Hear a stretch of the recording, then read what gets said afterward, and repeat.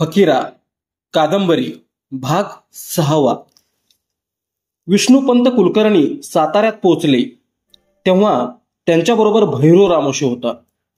साताऱ्याचा घाट चढताच चोरांची फार भीती असते, म्हणून तो सनदी शिपाई या नात्यानं पंतांबरोबर गेला होता.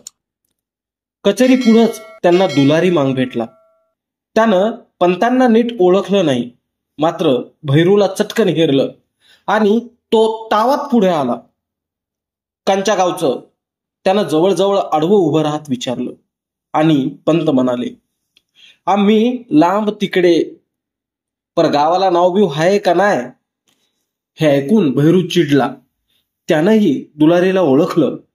तो काहीतरी बोलणार इतक्यात पंत म्हणाले, आम्ही वाटेगावचे. का? तू कोण? मला ओळखलं का? त्याचा प्रश्न ऐकून भैरू म्हणाला, नाही ओळखलं. का? तू कोण, राजा बिजा आहेस का काय? ते तुला आत दिसल, पण माझंच नाव आहे दुलारी वाघमारे. तू कोणी आहेस? वाट सोड. पंतांचा आवाज चढला. तू कोण हे जाणून घ्यायला मी आलो नाही. मी प्रांत साहेबांना भेटणार आहे. ह्यानं त्या दिवशी मला मारलं, माळाच्या दगडाच्या पाया पडायला लावलं. दुलारी चिडून म्हणाला. आणि मग पंतांच्या लक्षात आलं की हा त्या दिवशी खोता बरोबर आला होता. यालाच पकडून चावडीत ठेवला होता व भैरूला बरोबर देऊन पाठविला होता. वाटेत भैरूने याला मारलं म्हणून हा चिडलाय. मग तू का आला होतास? पंत रागानं म्हणाले. आता वाट सोड, नाहीतर घोडा अंगावर घालीन. त्यांनी टाच मारली आणि गडबड वाटली. अधिकारी बाहेर आले आणि दुलारी नरमला. प्रांतानं ओळखून कचेरीत नेलं. भैरू एका झाडाखाली बसला. विष्णुपंत कुलकर्णी हा काटेकोर वृत्तीचा माणूस आहे, याची सरकारी अंमलदारांना कल्पना होती. त्याच्याशी बोलताना जपून बोलावं लागतं. त्यांच्याशी बोलताना जपून बोलावं लागतं हे लक्षात घेऊनच प्रांत साहेबांनी बोलायला सुरुवात केली. बोला, काय येणं केलं होतं? मी दरवर्षी इकडं सज्जनगडावर येत असतो दर्शनाला, तसाच आलो होतो आणि तुम्हाकडेही एक गाऱ्हाणं घालायची पाळी आली. मग बोला ना, काय गाऱ्हाणं आहे? प्रांत मध्येच म्हणाला. तुम्हाला पाहून मला आनंद झाला. सांगा काय? माझ्या गावचा एक मांग 8-10 वर्ष बेळगावला नेऊन ठेवला. माझ्या गावचा एक मांग 8-10 वर्ष बेळगावला नेऊन ठेवला आहे. बरं, मग पुढं? प्रांतानं टक लावून पाहत प्रश्न केला आणि पंत म्हणाले, तो माणूस सनदशीर शिपाई आहे. त्याचा इनाम आहे, परंतु तो बेळगावात आहे. त्याचा असा आहे. प्रांतानं मध्येच आपलं म्हणणं मांडलं. अशी माणसं वाईट असतात. त्यांच्या बाबतीत सरकार विचार करणार नाही. अशी म्हणजे कशी? पंतांनी प्रश्न केला. अशी म्हणजे चोरटी.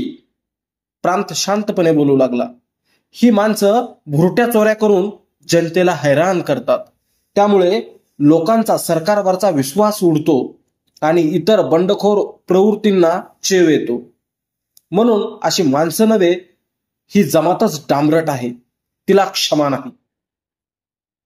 असं म्हणू नका, पंत समजावणीच्या सुरात म्हणाले.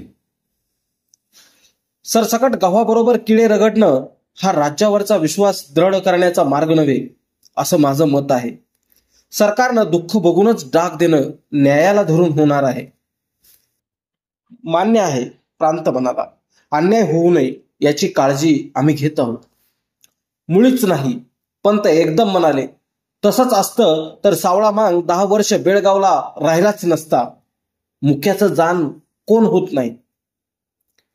त्यानं त्या भागात अशांतता निर्माण केल्यामुळेच त्याला भुरटा चोर समजून नव्हे, ठरवून गुन्हेगार जमातीच्या कायद्यानं हद्दपार केला आहे.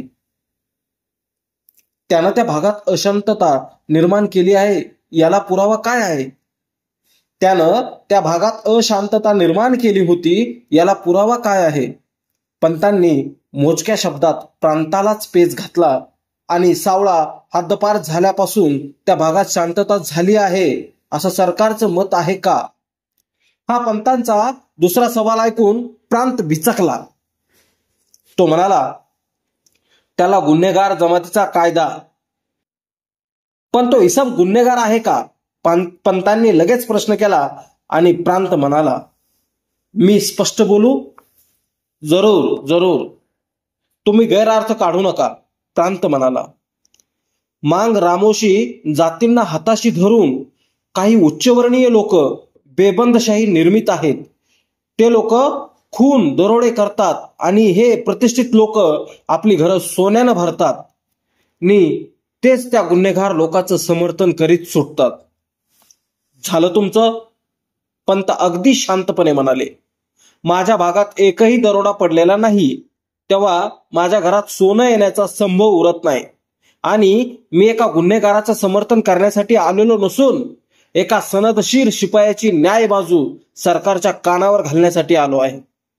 हे समर्थन नसून मी म्हटलं त्याप्रमाणे हे घराणं आहे. माझे शब्द तुम्हाला लागले, प्रांत दिलगिरीच्या स्वरात म्हणाला, परंतु माझ्या म्हणण्याचा असा अर्थ घेऊ नका. नाही घेत, पंत चढत्या स्वरात म्हणाले. ज्या जमातीला स्वतःच्या जातीचं नाव सांगणं ज्या कायद्यानं अशक्य करून ठेवलं आहे, त्या जातीचं समर्थन करणारा दोषीच मानला जाणार याची मला कल्पना आहे. परंतु मी समर्थन करत नाही हे लक्षात घेतलं तरी मी दोषी ठरत नाही.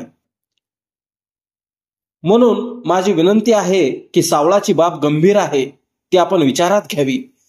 नाही तर त्याच्या जमिनीचा लिलाव करण्याची तरतूद. हे ऐकून प्रांत स्तब्ध झाला. थोडासा विचार करून तो म्हणाला, पंत, मी सावळाची चौकशी करतो. असं म्हणून तो थांबला आणि एकदम आठवून परत म्हणाला, आणि हो, परवाच तुमच्या गावच्या एका मांगानं म्हणे त्या शिगावच्या खोताचा हात तोडला. याचा अर्थ काय? हा काय प्रकार आहे? सरकार या गोष्टीचा गंभीरपणे विचार करीत आहे. हे ऐकून पंत म्हणाले, मग मी म्हणतो त्याही गोष्टीची तुम्ही खास नोंद घ्यावी की त्याच खोतानं जोगणीची वाटी घेऊन निघालेल्या एका मांगाचं रिवाज मोडून आमच्या हत्तीत शिरून डोकं मारलं नि ते वेशीला टांगलं. ही फार लांबची गोष्ट नसून अवघ्या 10 वर्षापूर्वीची आहे आणि तीच वाटी परत नेण्याचा प्रयत्न करीत असता त्याचा हातच मारला गेला, डोकं नाही. त्याचं डोकं सहज मारता आलं असतं आणि धार्मिक बाब म्हणून कायदाही काही करू शकला नसता. प्रांत डोळे विस्फारित म्हणाला, तुमच्या गावचे मांग इतके लढाऊ आहेत? तुमच्या गावचे मांग इतके लढाऊ आहेत? आणि छाती काढून पंत म्हणाले, लढाऊ आहेत, भुरटे नाहीत. खोतानं ज्याचं शिर मारलं त्याच्याच मुलानं खोताचा हात तोडला. मी म्हणतो असा संयम पाळणारी जात दुसरी नाही. म्हणजे खोत ही जोगणी परत नेत असता हा प्रकार घडला तर? प्रांत म्हणाला. त्यावर पंत म्हणाले, आणि त्या कामी तुमचा दुलारी मांग त्या खोताला मदत करीत होता. आम्ही त्याला अटक करून सरकारी नोकर म्हणून सोडला. रिवाजाप्रमाणे त्याचंही डोकं मारणं सहज सोपं होतं. हे ऐकून प्रांताला राग आला. त्यानं लगेच दुलारीला बोलावून घेतलं आणि विचारलं, जोगणीच्या दंगलीत तू होतास? हो होतो, पण बघत होतो. खोटं बोलतो आहे हा, पंत म्हणाले. यानं ती वाटी हिसकून खोताला दिली. काय? खरं का? प्रांत डाफरला आणि दुलारी रडू लागला. तो केविलवाना चेहरा करून म्हणाला, मला बाबर खान साहेबांनी सांगितलं. मग खोटं का बोललास? प्रांत चिडला. माझ्या गावचे मांग असले नाही, पंत म्हणाले. म्हणूनच म्हणतो मांग जात इथून तिथून सारखी धरता येत नाही, कारण मोळापोटी केरसुनीही पैदा होत असते. मग प्रांत काहीच बोलला नाही. पंत उठून सज्जनगडावर जाण्यासाठी निघून गेले. कबूल केल्याप्रमाणे सातारचा दपाटा बेळगावला गेला. सावळाच्या वर्तनाची नोंद सातारला आली आणि त्याची हद्दपारी रद्द केल्याचा हुकूम रवाना झाला. सावळा गावी आला तेव्हा नाचत आला. त्याला हर्ष वायू व्हायची पाळी आली. आल्याबरोबर त्यानं फकीराचे पाय धरले. दौलती, राहीबाई, राधा यांच्या पाया पडून तो गावात गेला. पंतांपुढं त्यानं दंडवत घातला. आता मी माझ्या पांढरीत मरल, माझी बायको पोरं मला बघतील असं म्हणत तो गावभर फिरला. भैरूला कडकडून भेटला. आता आपण कुणाच्या पाचोळ्यावर पाय द्यायचा नाही, आगळीक करायची नाही, बायका पोरात कष्ट करून जगायचं. कष्टानं मातीचं सोनं होतं. वाईट कायदा कुत्र्यावानी असतो असं तो सांगत फिरला. सावळा आल्यानं त्याच्या घरात नवा तजेला आला. मांगांना धीर वाटला, गावालाही बरं वाटलं. एक जवळचा दुरावलेला दिलदार माणूस जवळ आला म्हणून फकीरालाही आनंद झाला. फकीराच्या शब्दावर पंत सातारला गेले आणि सरकारशी भांडले, म्हणूनच सावळाला नवा जन्म आला. फकीरानं त्याला माणसात आणलं, नाहीतर तो कुजून मेला असता असं मांग म्हणू लागले. फकीराच्या शब्दाची किंमत त्यांना समजली आणि त्या वयातच ते त्याला आपला कर्ता पुढारी समजू लागले. दूरदूरचे मांग येऊन त्याला पाहून जाऊ लागले. दूरदूरचे मांग येऊन त्याला पाहून जाऊ लागले. फकीराचे मैतर झाले. विंचू ठार मारण्याऐवजी त्याला नांगी तोडून जिवंत ठेवणारा फकीरा लोकांना आगळा वाटू लागला. आणि राधालाही तो तसाच वाटू लागला. ती लहानपणापासून त्याला भीत आली होती. आताही ती भीत होती. ज्या दिवशी तो रागानं चिंचेवर चढून बसला त्या दिवसापासून राधा त्याला चढत्या सुरात कधीच बोलली नव्हती. कधी राग आला तर ती गिळून घेई. आता पुन्हा तिला हुरहुर लागत होती. आपलं कुंकू गाजलं, आता आपली कुसही गाजणार. पण पुढं काय? खोत गप्प बसणार नाही. खोत गप्प बसणार नाही. हात तुटला म्हणून काय झालं? एक पाय मोडला म्हणून गोम लंगडत नाही. आणि खोत तर भयान माणूस आहे. तो स्वस्थ न बसता सूड घेणार. त्यानं जर सूड घेतला तर? ती कल्पना तिला असह्य झाली. पण करणार काय? फकीराला कसं सांगावं हा प्रश्न होता. रोज नवे नवे लोक त्याला भेटत होते.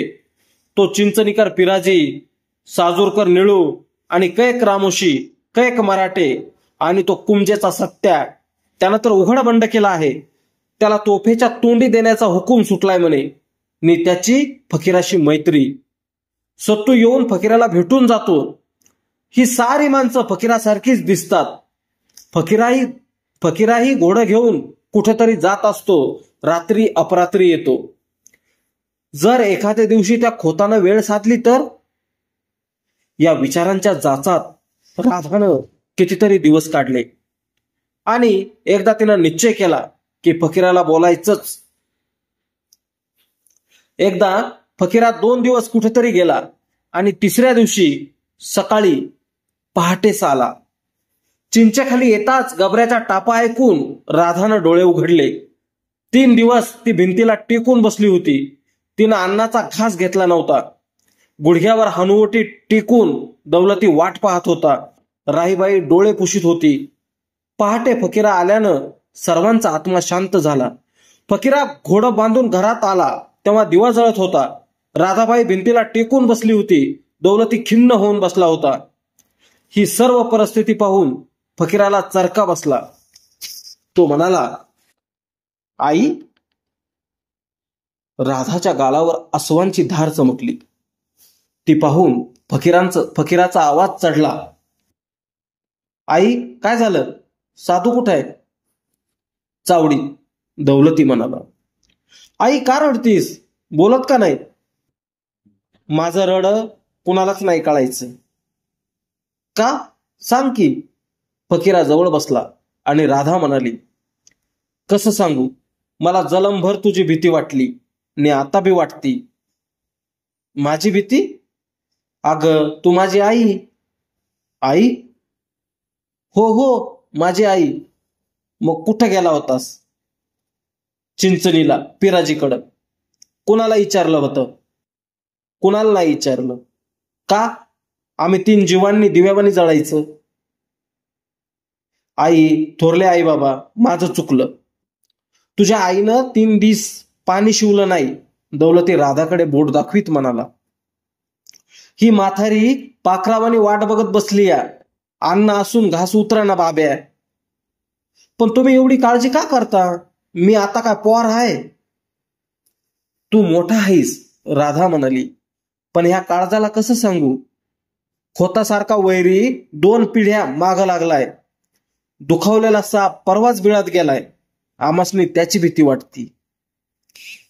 पर मी भीत नाही, फकीरा म्हणाला. आणि तो कवा बी येऊ दे, त्यानं नुसती फडी जरी वर केली तरी मी त्याला चेचून काढीन. मी सावध आहे आणि मला सारं ठाव आहे. आपल्या गावचा रावसाहेब पाटील आणि तो काळगावचा धोंडी चौगुला ही खोताची बिळ आहे ती, आणि त्या बिळावर माझी नजर आहे. पर पांदीनं जाऊ न ग, माझ्या अंगावर न जा, असं म्हणणं बरं नसतं, दौलती बोलला. आणि फकीरा हसत म्हणाला, मी तसं कसं बरं म्हणीन? मी कुणाच्या अंगावर जाणार नाही आणि कुणाला येऊ बी देणार नाही. आणि असाच रातचा अपरात्रीचा फिरत राहणार, मध्येच राही म्हणाली. नाही बरं, फकीरा म्हणाला. आता तुम्हासनी हिचा विचारल्या वाचून कुठंच जाणार नाही. एवढंच कर, दौलती पुटपुटला. आणि फकीरा म्हणाला, मला वाटलं तुम्ही बिनघोरी असाल, म्हणजे आमासनी तुझी काळजी नाही असंच नवं, राधा म्हणाली. मी बोलत नाही कारण नखा एवढा होतास तवा ऐकलं नाहीस, तोंड पोळलं. अग तवा मी बच्चा होतो, फकीरा म्हणाला. आता परत चिंचावर चढून खाली उडी टाकील असं मी म्हणणार नाही, खरंच आहे. काय नियम सांगाव बाबा तुझा, राधा कौतुकानं म्हणाली. आणि फकीरा हसला. माझं नशीब सिकंदर आहे, तू माझीच आई आहेस. तू बोल मला, तू, बाबा, थोरली आई, अरे तुम्ही सारं माझी पंढरी आहेसा. फकीरानं त्या सर्वांच्या पुढं डोकं टेकलं. त्याबरोबर त्या 3 आत्म्यांना कळाली. दौलती कळवळ्यानं पुढे सरकला. त्यानं त्याच्या पाठीवरून हात फिरवला. राधाच्या डोळ्यात सागर उसळला. राईनं उठून मिरच्या उतरून टाकल्या. ती म्हणाली, तुम्हा दोघांसाठी म्हणूनच आम्ही जगलो. तुझा बाप तुझ्या वाणी होता, दौलती म्हणाला. जोगणीला हात घालिस्तवर कोणालाच बोलला नाही. तसं तेवढं तू करू नका, राधा म्हणाली. जे जे करशील ते आमासनी सांगून कर. सूर्य उगवून वर आला. पहिली किरणं रांगत रांगत दौलतीच्या खोपटात शिरली. निवडुंगावर पाखरं भिरभिरू लागली. रात्रभर दोड मारून आलेला गबऱ्या फुरफुरू लागला. बोलण्याच्या भरात चुकून राहिलेली कोंबडी खुराड्यात धडपडली. राधाचं मन हलकं झालं. ती उठली. उठता उठता पुन्हा म्हणाली, चांगली माणसं जोडावी, वाईटांची संगत करू नये, जीवाला जपावं, एवढंच आमासनी कळतं. आणि तेवढंच मला बी कळतं, फकीरा म्हणाला. माझी माणसं नुसती चिऱ्यासारखी आहे ती, जिथं बसवलं तिथं बसणारी. आणि आई, मरण माणसाच्या पुढं जन्माला येतं आणि ते माणसाला घेऊनच मरतं. पण माणसाचं माग उरतं काय? नाव, चांगुलपण, राधा मध्येच म्हणाली. आणि तेच मला मिळवायचं आहे. तूच मला शिकवलंस की माणसानं वाईट वागू नये, म्हणून मी ते विसरत नाही आणि विसरणार बी नाही. पण काय? तू रडायचं नाही. हे ऐकून ती हसली. दिवस सुखीचे होते. दुःखाची जागा सुखानं घेतली होती. श्रीमंतीनं शिवार धुंद झालं होतं. पाखरं गुटकुटीत झाली होती. किडे माजले होते. गुरं उंडारली होती. माणसं 2 वेळा पोटभर खाऊन ढेकर देत होती. दिवसभर रानामाळात गेलेली माणसं घराकडे येत होती. रवी नारायण आपल्या दारात उभा होता. त्याची ती पिवळी उन्न हिरव्या निवडुंगावर पसरून एक नवाच रंग डोळे दिपवित होता. मांगांची पोरं कुथत चक्र फिरवित होती आणि सूर्याकडे पाहत मांग पेढाला बट्टी लावित होते. 1 बट्टी लावू आणि काम संपू, 2 लावू आणि पुरं करू, 3 बट्ट्या लावून सुट्टी करू, असं म्हणत ते काम उरकीत होते. पेढ्याची पोरं रडकुंडीला आली होती आणि निवडुंगाच्या पलीकडं गुरं चारायला गेलेली पोरं ओरडत घराकडे येत होती. म्हशीच्या पाठीवर बसून गात होती, तू ऐक नंदाच्या पोरी, तू ऐक नंदाच्या नारी. एवढ्यात एक वाटसरू आला. तो एका ढेंगू घोड्यावर बसला होता. त्याच्या मानानं ते घोडं अगदीच खुजं होतं. त्यामुळं वरच्या त्या माणसाचे पाय जवळजवळ जमिनीला लागत होते. एखाद्या गाढवावर बसावं तसा तो बसला होता. डोकीला लाल रंगाचा पटका, अंगात जाड कापडाची बंडी, जरीकाठी धोत्रानं कंबर बांधून त्यानं हातात पल्लेदार दांड्याची कुऱ्हाड घेतली होती. त्याचा रंग काळा होता. त्यानं आपल्या बेतात असलेल्या मिशांना पीळ भरून नाक फेंदारलं होतं. त्याच्या तांबरट डोळ्यात राग दिसत होता. त्याला पाहून पोरांचा गलका बंद झाला. ते आपल्या सांकेतिक भाषेत एकमेकांना सांगू लागली, ए आरील टिकलाय र. आरील नव झिमक, दुसरं केकाटलं आणि तिसरं चिरकलं. आल वसरू नका. लगेच चौथं म्हणालं, पेडू द्या. त्या पोरांचं ते बोलणं ऐकून तो इसम थांबला. आवाज नरम करून तो म्हणाला, कुणाचं र तुम्ही? आम्ही कुरवाड्याचं. एका पोरानं चटकन खोटं सांगून टाकलं. तो इसम चकित होऊन म्हणाला, मग ही रे कसली भाषा बोलताय? ही पोरांची. काय चोरांची? त्या हुशार माणसानं पोरांना चिमटा काढण्याचा प्रयत्न केला, पण बनलेली ती पोरं वटली नाहीत. नाकाचा मुरठा करून एक पोर म्हणालं, तुम्ही किवडा हायसा? नाही बा, मला ऐकू येतं की. मग पोरांची म्हणताना तुम्ही चोरांची कशी ऐकली? त्या पोरानं वाट सरोवर डाव उलटीत आणला आणि ते पुढं म्हणालं, चोराच्या मनात चांदणं. हे ऐकून सारी पोरं हसली. माळ हास्यानं भरला. हिरमुसला वाटसरू म्हणाला, ए थट्टा करू नका.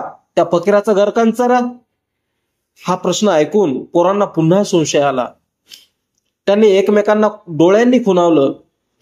एक पोर म्हणालं, तुम्हासनी कंचा फकीरा पाहिजे. वाटसरू पुन्हा पेचात पडला. बाबाजी मांगाचा झिंग्या निवडुंगाच्या बेड्यातून उंदराप्रमाणे निघून फकीराकडे पळाला. हात किती फकीरा आहे ती? त्या वाटसरूनं पुष्कळ विचार करून विचारलं आणि पोरं म्हणाली, आव इथं 4 फकीरा आहे ती. त्या पोरांच्या बोलण्याचा रोग त्या वाटसरूच्या डोकीत आला. ही सारी मांगांची पोरं असून ते आपल्याला गाढवात काढीत आहेत हे लक्षात येऊन तो म्हणाला, त्या 4 फकीरांच्या बापाची नावं काय? एक काळं हडकुळं पोर पुढे येऊन म्हणालं, मी सांगतो. एकाचं शिंग्या, एकाचं झिंग्या, एकाचं शिरग्या आणि एकाचं मिरग्या. ही नावं ऐकून सारी पोट धरून हसू लागली, काही लोळू लागली. वाटसरू भांबावून गेला. इतक्या वेळात त्या बोळ्यातून फकीरा माळाला आला. झिंग्या लंगोटी नीट करीत दूर उभा राहिला. सारी पोरं गप्प झाली आणि फकीरा म्हणाला, कोण गाव पाहुणं? आम्ही तिकडं काळगाव कुमजचं. कुणाकडं आलाय? फकीराकडं. काय काम आहे? मला कुमजाच्या सत्तूनं पाठवलंय. सत्तूचं नाव ऐकून फकीरा चमकला. तो म्हणाला, सत्तूकडं मला तुम्ही दिसला नाही का वा? मी गोंदा गोंधळी. मी गावोगाव फिरत असतो. सत्तू माझा मैत्र आहे. त्यानं मला फकीराकडे पाठवले. मग मीच तो फकीरा. बोला काय काम आहे? ए पोरांनो, जावा तुम्ही.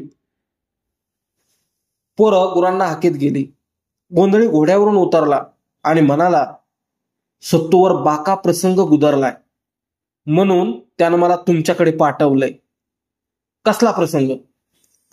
जर तुम्ही हातपाय हलवलं तरच सत्तूचा जीव वाचणार आहे, नाहीतर त्याची आशा नाही. गोंधळी खिन्न होऊन म्हणाला. फकीरा एकाएकी गंभीर झाला. तो म्हणाला, कसला प्रसंग सांगा तरी. चला सांगतो. ते दोघं घराकडे निघाले. आपला एक मित्र संकटात आहे हे ऐकून फकीरा बेचैन झाला. त्याची ती हकीकत ऐकण्यासाठी तो आतुर मनानं चालू लागला.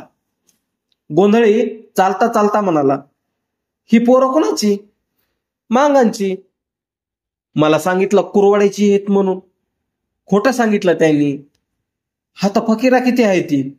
एकच मी. मला त्यांनी 4 सांगितलं. फकीरा हसला. बरं बी बोलतेत बी निराळ. गोंधळी पुटपुटला. कसं? फकीरानं विचारलं. आरेल म्हणजे काय? कुरवाडी. बरावला म्हणजे आला. ही भाषा आमच्या जातीची आहे. ही भाषा का म्हणून बोलता? सरकारी अंमलदारांनी कळू नये म्हणून. दोघे घरात आले. कुमजत घडलेला प्रकार गोंधळी सांगू लागला. बहादूरवाडीच्या दादा पाटलानं काल सत्तूला अटक केली. साहेबांचा तसा हुकूम होता आणि जेवढा म्हणून सरकार विरुद्ध माणूस आहे तेवढा सारा कैद करायचा त्याचा बेत आहे. सत्तूला कशी अटक झाली? फकीरानं विचारलं. एका न्हाव्याकडं दाढी करीत होता. इतक्यात 50 लोकांनी त्याला अटक करून मळीला बांधून ठेवलाय. उद्याच ते सातारला निघणार आहे ती. या अटकमाग समद पाटील आहे ती. गोंधळी म्हणाला. आणि फकीरानं विचारलं, मला काय निरोप आहे सत्तूचा? निरोप आहे की माझ्यावर हत्यारानं उपकार करा. जर जगलो तर ते उपकार फेडी. हा सांगावा ऐकून फकीराच्या वर्मी बाण लागला. तो उद्विग्न होऊन म्हणाला, तुम्ही इतका उशीर का केला? काय करू, वाटाच बंद होत्या. आता तुम्ही घाई करा, नाहीतर वारणेचा खोरा एका मर्दाला मुकल. दादा पाटलाची किती माणसं आहेत ती? 50. पर हत्यार बंद. हत्याराचं नाव नका मला सांगू. माणसं किती? 50. मग निघूया. फकीराला घाई झाली. दोघच? ते का? माणसं जमिनीत जायचं. फकीरा साधूला हाक मारून म्हणाला, सत्तूला सोडवायचाय. माणसं काढा नि निघा. कडूस पडलं आणि सर्व गडी जमले. मुरा, बळी, ईश्वरा, किसन, भिवा, धम्या असे 25 जवान तयार झाले. गबऱ्यावरचा खोगी रावळीत फकीरा म्हणाला, घमांडी तू चिंचणीला जा. नी पिराला सांग म्हणावं दुपारी बहादूरवाडीत ये. जा तू. एक जण जाऊन हरी नि रामाला घेऊन या. सर्व तयारी करून तो राधाकडे गेला. तिच्या पायावर डोकं ठेवून म्हणाला, रागवू नग. माझा मैतर मरणाच्या दाढत आहे. त्याला सोडवाया जातो. बाबा, थोरली आई. एवढं बोलून त्यांच्या पायांना त्यानं मिठी घातली. दौलती मग कापऱ्या आवाजात म्हणाला, जा पर जपू. कवा येणार? राधा असो आवरीत म्हणाली, मी उद्या दिस बुडताना नक्की येईल. आम्ही तवर भाकरी खाणार नाही. राही म्हणाली, माझी काळजी करू नका. सांजला घरात आहे मी. फकीरा उत्तरला. सारी तयारी झाली. गबऱ्या खेकाळला नि निघाला. राधाला हुंदका आला.